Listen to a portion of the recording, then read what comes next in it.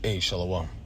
First and foremost, I want to give all praise, honor, and glory unto Yahweh, Bahasham Yahweh Shai, Bahasham Rakah HaKodash. I want to send double honor to the elders, apostles, and bishops at Great Millstone who rule well, peace, love, and safety. It's to the hopeful elect document out there doing this work. Much love to the scattered elect and to the few sincere women that subscribe to the true doctrine. It's the brother Yakal Lamoth with the Great Millstone Camp, the branch out here in Omaha, Nebraska.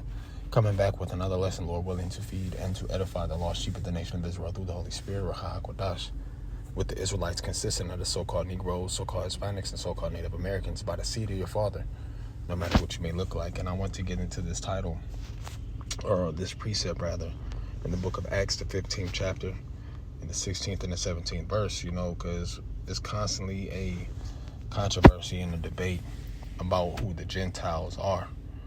Okay, which, you had plenty of brothers, different elders and apostles that have touched on this topic, man, but it continues to pop up.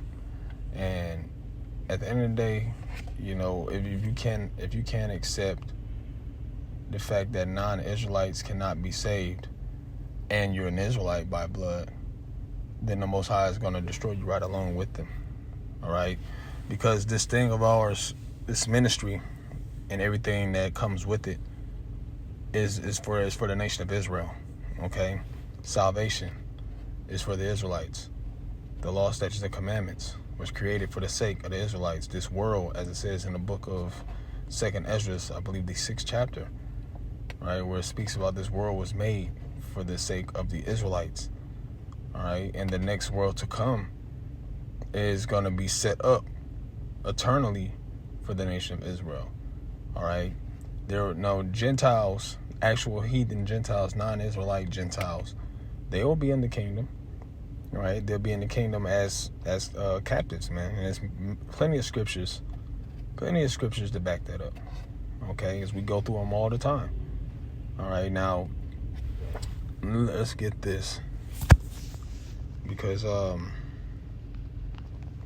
it says in the Apocrypha, right? Let's pull that precept up, where it speaks about, as his ways are plain unto the righteous, so are they stumbling blocks unto the wicked, right? Which the wicked is not only Esau, Edom, the so-called white man, but it can consist of the nation of Israel and the rest of these heathen nations, all right? So let's pull up this precept. And this is the book of Sirach, or Ecclesiasticus, chapter 39, and verse 24. It says, as his ways are plain unto the holy, so are they stumbling blocks unto the wicked. So these different doctrines that we go into, when we go into the Gentiles, that you have Israelite Gentiles that lived amongst these heathens, they even look like them, okay, and that all the nation of Israel, not just so-called black people, there's controversy that comes with that. All right, when we bring out the laws on, raping a woman, all right, how there was a law for it, on how to handle it. A lot of people get offended and throw slanders. Why? Because it's a stumbling block. And the reason why it's a stumbling block ultimately is because the Most High have made it to be so. Right? He said the deceived and the deceiver is his. All right? Along with Esau, Edom, and his giving individuals their liberty to gad abroad in a sense.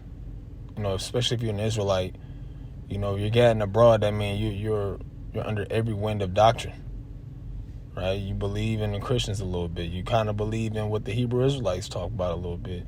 But you also kind of understand where the Muslims be coming from. So you're all over the place, But the Most High said that this word, or his word, is faithful and true. It says that none shall want her mate, all right?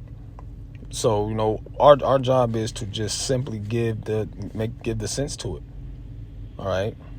So now let's get into this precept. And, I did pull this precept up also, and then I'll get into the Acts. This is the book of Hebrews, chapter 4 and verse 2, right? It says, for unto us was the gospel preached, as well as unto them, right? And that us is talking about, in this day and age, is talking about the men whom Yahweh Shai have called, all right? But it's been preached to not only us, but it's been preached to other Israelites also. Let's like give an example. Like let's say I have a brother, right? Neither one of us know the truth. We walking down the street, we come across some Hebrew Israelites, and we're listening to what they're saying. We're hearing, and I'm on the receiving end, asking questions, and this word makes sense, and really inquiring and to be edified. And my brother may be like, I don't believe that, you know what I'm saying, because of X, Y, and Z. Well, this is that's the best example I can give for the moment, because it says this right after, but the word preached did not profit them, not being mixed with faith in them that heard it, right? So we both heard the word, right? But the scriptures do speak about they have eyes they can, but they cannot see, and ears that they cannot perceive. Roughly paraphrasing. Okay, so the Most High is giving this word. This word has its free course. This is why. This is why you have. Well, I say nowadays, this is why you have so many Israelites popping up and want to be Bible scholars.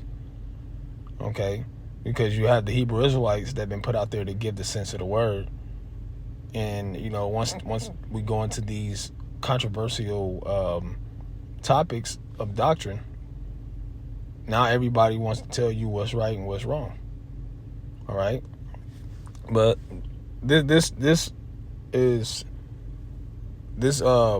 particular topic is too much proof that the Israelites were also Gentiles, and that heathen Gentiles are not going to receive salvation.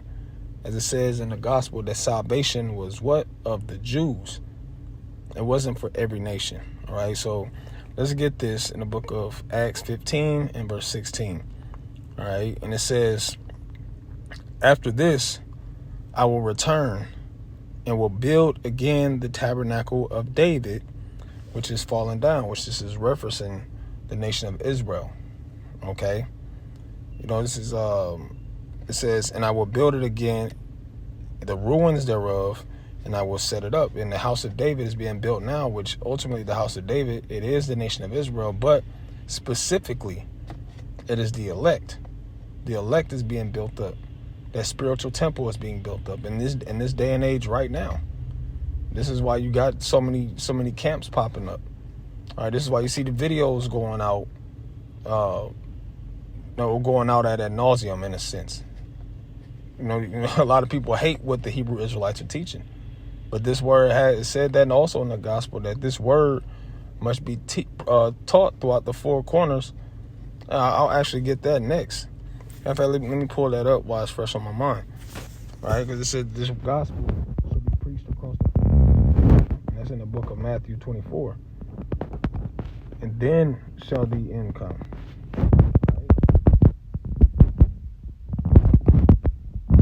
All right, so now let's finish this. Right, back in Acts 15 and verse 17, it says that the residue of men might seek after the Lord, which the residue is the elect. Right, and the residue of men might seek after the Lord, and all the Gentiles upon whom my name is called, saith the Lord, who doeth all these things. And that is a clear-cut definition, or a clear-cut scripture that tells you that the Israelites were Gentiles also.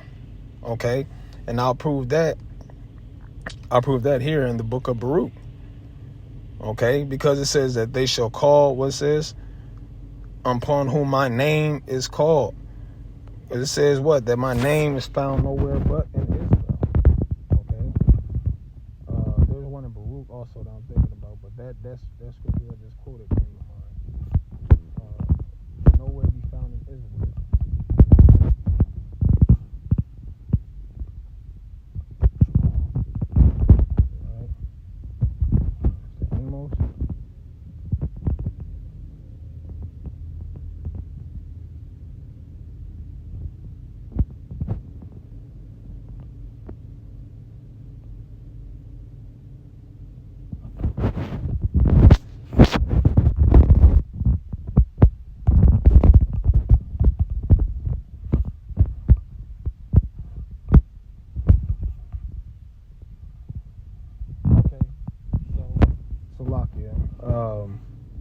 this is actually in the Apocrypha, right? In 2nd Ezra chapter 3. And I'll give a brief rundown. I got to get this, get all the meat off the bone. I'll start at verse 31, right? Matter of fact, I'll start at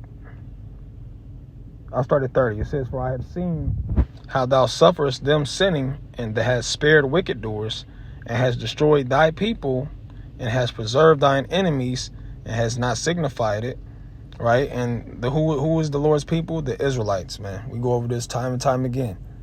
The nation of Israel is the Lord's people. It says, "I do not remember how this way may be left. Are they then of Babylon better than they of Zion? Or is there any other people that knoweth thee besides Israel? And what generation have so believed thy covenants as Jacob?" Which Jacob is just another name for Israel, as Jacob's name was changed unto Israel when he strove with the angel for a blessing. Okay, so his name was changed. So this is same difference, so to speak, right? And it says, "And their reward appear and yet their reward appeareth not, and their labor hath no fruit." Right? We're still in our current captivity, man. Right? We're still under curses. We're still under Esau Edom's dictatorship. So we don't have a reward in this place right now. The only thing that we have is this truth, the brothers, and the faith in Yahweh Shem Yahweh Shai. That's it. Right? It says, "For I have gone here and there through the heathen, the actual heathen, non-Israelites, and I see that they flow in wealth and think not upon thy commandments." And that's another point. Because, Esau Edom, he's not, it says in Psalms, he's not in trouble as other men. I believe it was another video that the elder Apostle Tahar was going into, where he was mentioning, he said it in a roundabout way, not verbatim quoted, but do you think that Esau Edom right now in his strength and his power is going to bow down to Jacob and say, "Hey, let me follow your laws"? That might have been the Apostle Rhyme Block. I forget so many videos. But, it's like, no, Esau Edom's, he's flowing in wealth right now. Okay? The Israelites aren't flowing in wealth. The true Israelites aren't flowing in wealth. All right? We're in our current captivity. It says that in the book of Haggai, that we put our money in bags with holes in it, man. Esau Edom, he had more than a heart could wish. All right? Meanwhile, we live in paycheck to paycheck. Really, all Americans live in paycheck to paycheck. All right? But, the nation of Israel, we're not flowing in wealth. All right? Now, it says this. Now, this is the point. To complement that Acts 15 and verse 17, where it says, "Weigh thou therefore our wickedness in the balance, and theirs also that dwell in the world. And so shall thy name nowhere be found but in Israel." Right? And what does it say in Acts 15 and 17? Once again, it says that the residue of men might seek after the Lord, and all the Gentiles upon whom my name is called, saith the Lord who doeth all these things. So the name of Yahweh Shem Yahweh Shai, as it says here in the book of 2nd Ezra 3, is found nowhere but in Israel. All right? These heathens don't call upon, they call upon JC. Right? They're calling upon the spiritual demon Satan. They're not calling upon Yahweh and Yahweh Shai. Okay? I want to get this one more precept. Let's see in the book of Baruch. I want to get it up. Baruch chapter 2 and verse 30. It says, "For I knew that they would not hear me, because it is a stiff-necked people," which, many of the scriptures, even the book of, like the book of Ezekiel, the 2nd chapter and the 3rd chapter, all right, speaks about how Jacob is a stiff-necked and rebellious nation of people. All right. They will not heart, was it Isaiah, the 1st chapter? Where it says, you revolt more and more, just a rebellious people. Okay. But in the land of their captivities, they shall remember themselves, because it says captivities, plural. So more than one place in the world is where Jacob scattered. We're under many different captivity. Jake is upon the river under captivity, man. All right, living under the dictatorship of Esau Edom. All right. But, you know, the majority of the tribes are here in the Americas, but Jacob's everywhere, man. And they look like every different nation upon the earth. All right, that's why it says in the book of Jeremiah that my people have become unto me as a speckled bird. Right, and when you get into that word speckled, you know, it means one of the definitions is variegated, which variegate means a difference, a various number of colors. You know, you could do the research on that. You know, we went over that plenty of times. So we're all over the place, and we look like everyone. But this is the I'm getting to the point. It says, "And shall know that I am the Lord their power, for I will give them an heart and ears to hear, and they shall praise me in the land of their captivity, and what? Think upon my name." Because the name was given unto the nation of Israel. When was it given unto the nation of Israel? Exclusively during the time of Moses. Okay? Because we had the name before. We had the name before the time of Moses, but it says that my name was not well known amongst the nation of Israel. Right? But it was exclusively made known when Moses inquired of the Lord, saying, when these people ask, who sent me, you know, what is thy name? Right? Which, you know, that goes back to the book of Exodus 3 and verse 15. So that name was given unto the nation of Israel. All right, that's part of our heritage. And how can we call upon the power to save us from the land of our captivity, from the hand of our enemies, and we ain't calling on the true names? I mean, we have to have the Hebrew. We have to have the Lashon Kodash, the holy tongue. All right? And we think upon his name and call upon his name because his name is found nowhere but in Israel, as we just read in 2 Ezra 3. Right? So I'm going to leave it right there. You know, the point was made. This salvation that's coming is only for Israel. The name of Yahweh and Yahweh Shai, the true power of the earth. This is the one that has Israel as his favorite, as his fervent lover. I believe that's in 2 Ezra, the 5th chapter. Right, his only fervent lover, his favorite lily. Okay. So these heathen nations, these non-Israelite nations, don't stand a chance at salvation. Just you know, enjoy yourself in this kingdom, and you know, hey, captivity's coming for you. All right. So that being said, I pray this is edifying. I want to give all praise, honor, and glory unto Yahweh, Ba'asham Yahweh Shai, Ba'asham Rakah HaKodash. Double honor to the elders, apostles, and bishops of a great millstone. Peace, love, and safety is to the elect. Salawam.